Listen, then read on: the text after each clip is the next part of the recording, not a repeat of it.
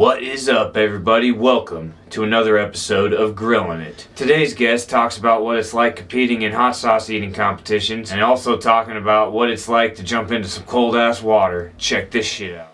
So you were telling me that you did a hot sauce eating competition? Yeah, it was sponsored by RJ Iguana. They have it's basically a Tabasco sauce. But yeah, somehow they got in charge of this hot sauce eating competition. And yeah, there was 3 different rounds, 2 different qualifiers. You only need to do one. Apparently I did both of them because I got a little confused. There's these 2 rounds. You only had to do one of them. I got contacted multiple times, like, oh, I guess I gotta do both of them. Oh, really? First round, there was a dozen, maybe 20 people. And it started off with the RJ Iguana sauce. It's basically Tabasco sauce. Then they moved on to another sauce that was basically Tabasco sauce. They went through 10 different sauces. They're all super weak. Maybe one person tapped out and they didn't know what to do because everybody won. They're thinking, oh, there's only gonna be maybe 3 or 4 people. But no, they've got too many. So then the second qualifier round, there's only 8 of us. They go really hard on it. So how hot were some of these sauces? What ranges did they do? The Scoville units for that first round probably started in the low thousands and went up to maybe 50,000 tops. So that's going from a jalapeno, a really weak jalapeno, all the way up to a habanero. Which, yeah, some people think a habanero is hot, but it's really not that bad. Yeah. Habanero is how much? It can be anywhere from 50 to 500,000. So what do they classify ghost pepper and that's more reapers? And $1 million and plus. So. Because I've seen recently on the news that they just recently said that a pepper called Pepper X is the new hottest pepper out there now. Yeah, it's got the new record. I already forgot the exact number, but it's 2 or 3 million, ridiculously hot. Yeah. Yeah, once it goes past ghost pepper, I've only had Carolina Reapers one time, and it seemed like they just were all heat, and it kind of tasted like really hot TV static. Yeah, it can get to that point. It's a weird experience, getting acclimated to hotter and hotter peppers. The flavor profile actually does change a bit. Suddenly you notice, oh yeah, this one, maybe it does have a slight citrus flavor to it. Maybe this one is more of a grassy kind of just bell pepper-ish, granted very hot, but yeah, it's kind of weird how the flavor profile will adapt. So was there any other brands in there besides that one what was it? The RJ Iguana. RJ Iguana. Well, the second round, they decided to keep it local but really intense. So everything was basically the bomb. The bomb.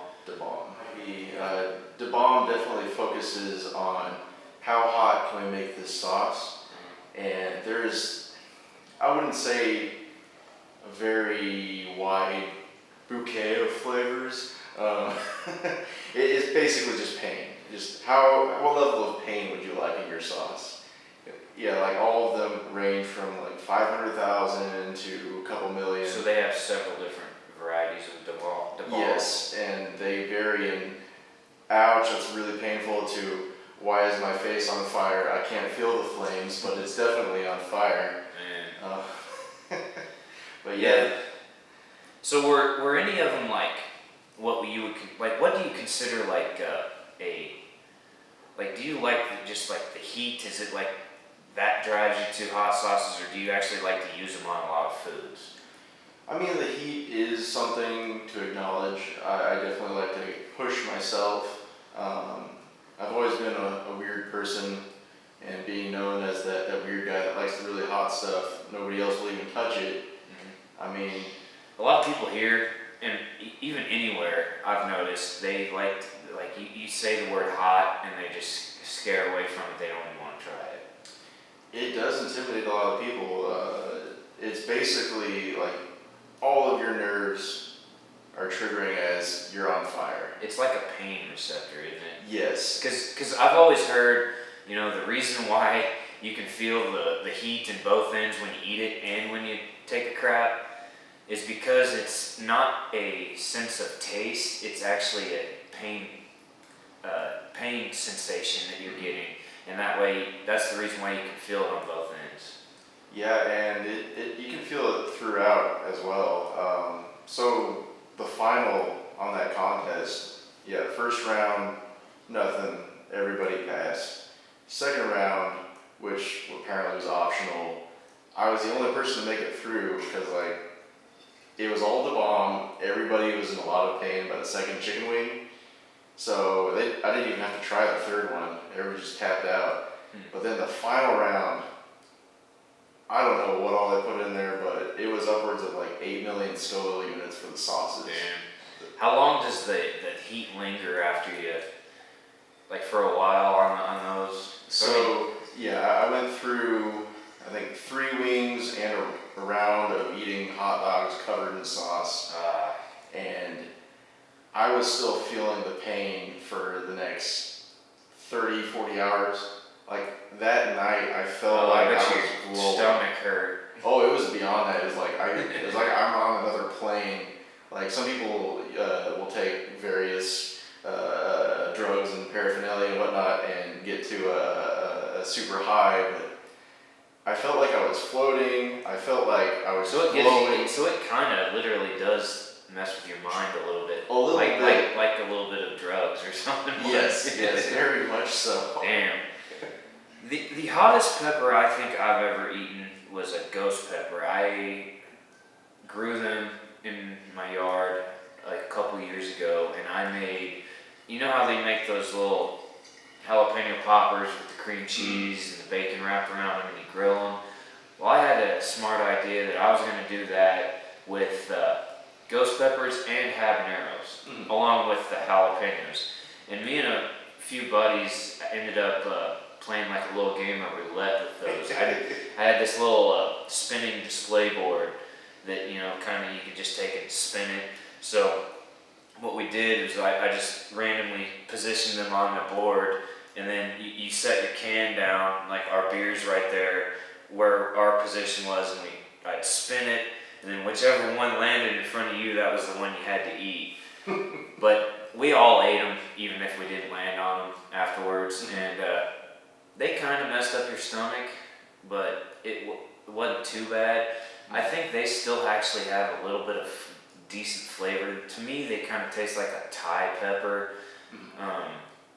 but that was kind of fun. I've just never grown them again since then because they take a really long time to grow. Because if you have an early frost and you don't take care of them, they're the latest of fruit. They're later than any pepper that I've had in the garden, and it'll be late October before they turn red.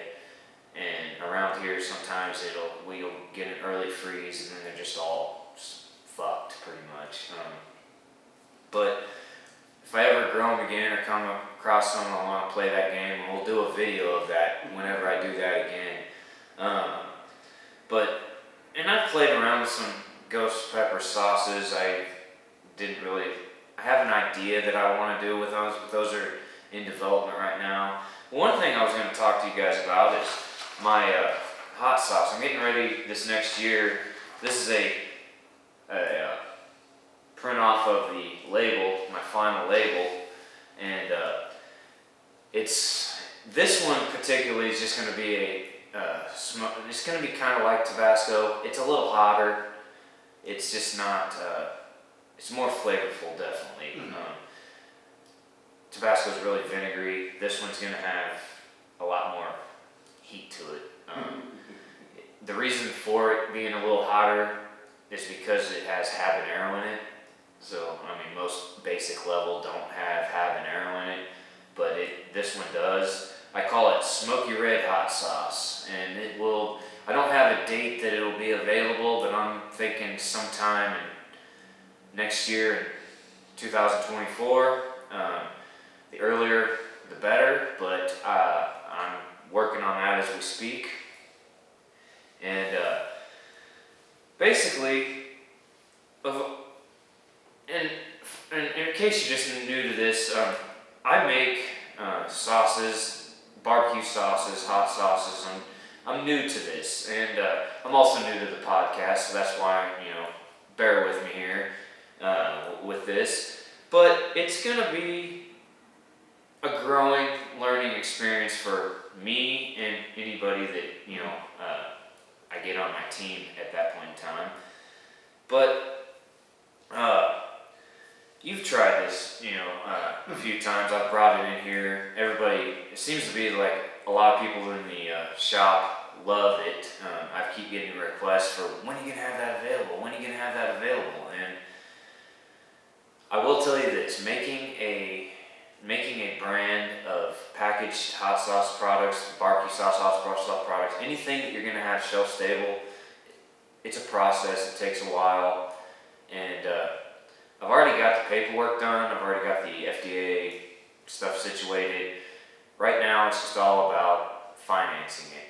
So whenever I can get that done, it'll be ready for you guys to try. So whenever that is available, check out the website, rowdyrootsbarbecue.com, and try it, Bob. On those hot sauce competitions, they do those on wings. Yeah, this particular set of competitions were all on like full on chicken wings. So like the full one with the two pieces. Like if you've been to the Peanut, like it's a full, like the whole wing. You got the flat and everything. Okay. Yeah. Okay. The flats and the drums. Yeah. Yeah. I've always I see things on the internet all the time because I'm on a bunch of groups of like hot sauce making, hot pepper growing, stuff like that, and then just like chef stuff. And a lot of these people joke around like, quit cutting the wings in half and selling them as one, each piece is a wing, like it's a whole wing, like each wing has two pieces. Well, the reason why we do that is because we try to make it go further. And then if you didn't do that, then you wouldn't have the whole flats versus drums. So which would you say is your favorite? Oh, drums or flats? That is a tough one. Probably the drum. I think it's a little easier to get at. But yeah, I mean, with facial hair. Oh yeah. I mean, you get sauce everywhere. Oh yeah, same here. Yeah. And one of the things is like when you're eating those wings when they're covered in that hot ass sauce. Oh yes. It like tingles your lips and stuff. Like that's the thing that I'm. Oh, it does more than that. It'll go all the way down, and I could feel my chin still burning throughout the competition and after. It was. Oh damn. That's no fun. Mm-hmm. But yeah, I remember, this is a story of growing up. I remember one year, because our tradition when I was growing up was for Christmas Eve, we would make a pot of chili and then just have like fixings like cheese and crackers. It wasn't like a fancy charcuterie board, but it was just like a tray that we'd have like summer sausage, cheeses, pickles, crackers and stuff to eat. And we just snack and but the whole meal was the base was chili. Yeah, one year, my dad had gotten from somebody he worked with a bag of dehydrated habanero peppers. Mm-hmm. And we had also made up during the summer, because we always had a garden, we also dehydrated our own tomatoes. We had dehydrated tomatoes in it. Mm-hmm. So when this chili had dehydrated tomatoes that we threw in with it, and he only put like one dehydrated habanero in there. And he thought he took it out. Well, I'm sitting there eating the chili, and I happened to stumble across that actual dehydrated habanero. I was like, those dehydrated tomatoes were good, and I was like eating them. And I was like, yeah, this is gonna be good. I ate into that thing, and mind you, I was like probably 8 or 9 years old, 10 maybe. Mm-hmm. I don't even remember what year it was. Honestly, I don't know how old I was, but it was when I was a kid growing up. And, oh man, that seemed like it was a horrible experience. I got a hold of that, and like, I was chewing into it. I spit it out, and I was just like, there wasn't anything I could do at the moment that would actually make it go away. And I think your taste change over time. I think younger people are probably more susceptible to the heat flavor or something. Yeah, definitely the first time you experience it, it's an eye opener. It'll open every orifice, really. Yeah. But yeah, your go-to is always going to be, oh, I need something cold and wet to wash it away. People don't seem to realize that the pepper, the actual burning sensation comes from more of an oil. So like anything that's water-based, water isn't going to help. yeah, it just spreads it around really. So like if you use water or like a Diet Coke, any kind of like soda or whatever, that's going to move it around and burn more. If you really want to quench it though, milk's wonderful. And oddly enough, if you've ever seen Dumb and Dumber, that scene where they take all the hot sauce and they burn themselves and they take the ketchup and the mustard, it works. I accidentally found it out, but like if you just coat your tongue in some mustard, it'll quench it. Damn, that's crazy. Never knew that actually worked, but learn something new every day, folks. So you also do puller plunges, don't you? Yeah, for a number of years now, better part of a decade, I've been helping to support the Kansas Special Olympics, and yeah, every year it's a little bit different. They've had different locations, usually some lake somewhere. I've never been interested in stuff like that, but I am kind of intrigued. I might show up this year just to see what's up. We always need more teammates. I might do it. I was on a trip one time in Colorado, and I was fishing out on this lake on one day when it was snowing outside, and I get back up to the dock where I'm getting out of the dock, and some jackass fucking comes behind us in a canoe, and as you're stepping out of the boat, you're just trying to step out from the boat to the dock. Well, what happened was that canoe hit the back of the boat and it spread out the fucking gap between the boat and the dock, and I just fell straight in the middle of it. And had to walk like a mile back to my cabin, drenched in that cold ass water in the snow, and it was not fun, and I remember that experience, and I was just like, not again. But, there's always that next time, Yeah, and when you're expecting the cold, it's something you can prepare for mentally. Well, if it's a surprise, you're kind of, well, good luck. Yeah. Well, it'll definitely make your balls shrivel up. Yeah, I mean... What are some like food items that you like to put hot sauce on? Oddly enough, like a bowl of spaghetti is amazing for hot sauce. I can't explain it. Everybody looks at me funny when I do it, but I just love hot sauce and spaghetti. It's just pasta seems to work really well. I've actually think it goes good with a lot of cheeses, like me personally, because like I've always seen like old timers, put Tabasco sauce on like biscuits and gravy. And I started doing that, and I'm like, damn, that actually is pretty good. It gives it a little flavor. But I make this, like, I think anything with cheese, anything that's kind of creamy based, will work. Because I make this stuff, I call it tater tot casserole. It's basically like hamburger, green beans, tater tots, cream of soups. You mix it together, you put a layer at the bottom, a layer of tater tots at the bottom, a layer of tater tots at the top. With that stuff mixture in between. But I like to put some of that hot sauce on that, and I think it's really good. And eggs, anything like that. So, that stuff, I don't know, I've been getting a lot more into hot sauces lately. And I will tell you this, like, when I started making my barbecue sauce about a little over a decade ago, I was actually making hot sauces before that because, I would always grow a garden, and I would always loved growing hot peppers, tomatoes definitely, just a salsa garden. I would, have always some kind of peppers and some kind of tomatoes. And I remember making some pepper paste one time, and oh my gosh, it was hot. tried everything, but I've gotten better over the years. But that's the reason what got me into making hot sauces. But yeah, hot sauces has been a big part of my life, and like I said, I only ate them every night. I've been getting more into them, but that was just a big thing when I was in high school. I remember the burgers cooked that way, and you know, you can marinate stuff with hot sauce. You can put it on a lot of different foods, and you don't even have to use a lot. You just use a little bit. Yeah. But you know, Little shit bit like long. that works pretty good.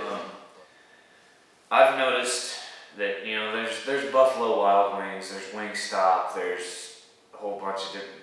Here's a question: did Wingstop used to be part of Pizza Hut, or was that Wing Street? I think it was Wing Street. I think Wingstop is a very similarly named, and thus people get confused. Like, well, I had these good wings. Yeah. Maybe these are the same. Right. But I mean, they're all pretty comparable. Right. So, with that being said, like, since I do a lot of barbecue, my whole thing is barbecue. Like, fried wings are good, don't get me wrong, but wait till you check this shit out. And I'll have to do a video on it. I've been doing, and I think I've done videos in the past on just random ass shit, because I've been playing around with this video thing for a couple of years now. Not really, but I want to get more into it. And this is going to be a weekly podcast. And once this starts, one is going to be every Monday, 6 a.m. That way you can listen to them at work, on your way to work, or whatever you're doing, or watch the video too. But with wings, you know how like a buffalo wing is like, it's just fried in oil, and then it's like mixed with a version of hot sauce with a little bit of butter. I'm not going to do the butter thing, and I'm not going to fry them.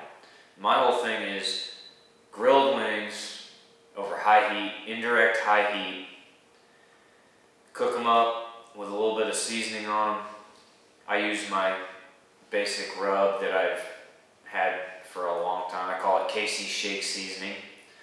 And we'll cook those up and then just baste those with any kind of sauce. Barbecue sauce, I've done a ton with the barbecue sauce, but I mean, yeah, I'm starting this podcast in December, mind you, so there's not going to be a whole lot of cooking involved. I think the next time I record, which is going to be at the very end of the year, well, I might do a few more in between there, but I'm going to do a prime rib. Have you ever cooked a prime rib? I have not. I've never either, and I'm going to do my first attempt, and I'm going to record it all, or most of it, or at least some of the process, and you're going to see if I fuck it up or not. I have faith in myself. I think I'll do good. I'm pretty good at cooking. I know the ins and outs of it, so we're going to see how that goes. I trust in you. Yeah. So we're going to do that, and well, I'm probably going to call this a wrap, but thank you for coming in today and no problem. joining me for the another episode of Grillin It. So, well, thank you for your time. You too. And everybody, check out rowdyrootsbarbecue.com, and if you like this video or the podcast, make sure you hit that subscribe button.